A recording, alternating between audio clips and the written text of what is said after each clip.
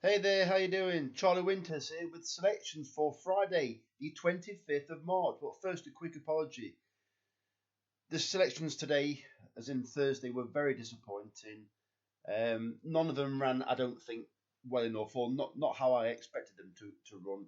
You got the national flat horse of Dan Skelton at the end. I think he always seems to ride his horses like he's on a wonder horse, but it didn't quite get third place. I think it missed it out by a neck, but that wouldn't be good enough anyway. So quick scroll down. As you know, returns were zero today. Very disappointing. So let's get straight on to today's selections. So today's selections for Friday, the 25th of March, are as follows. They are to be placed in a 50 pence each way, lucky 15, and £2 each way on each selection.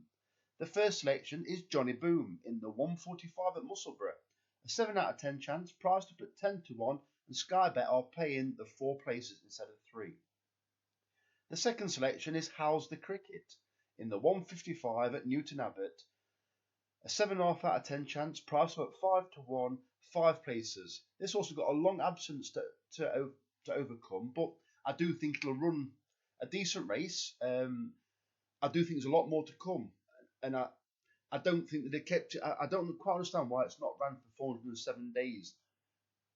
Or they just like so-called strengthen it up, because it's not like it's wearing a tongue strap or blinkers for the first time, or even that it's been gelded or a wind operation.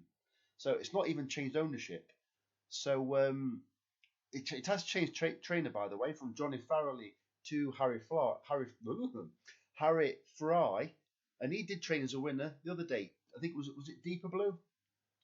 So I'll be watching this one very closely, but obviously the money's down. The third selection is Dio Bellator in the 330 at Musselburgh, an 8 out of 10 chance, priced up at 11 to 1, and this is for 4 places. Well, I tipped this one last time and it didn't do anything, and I don't understand. It looks like they've maybe been targeting this race. It ran over course and distance a couple of times back. Well, I think it was 3 times back. It's ran okay in Ireland. I can't see what they're doing with it, and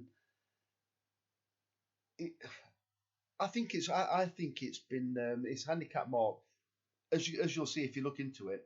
It is absolutely plummeted, and it is on a very, very favourable mark now. So all I can imagine is this is the race they're getting it ready for. Why keep bringing it over to this country when there could be a race for it in Ireland?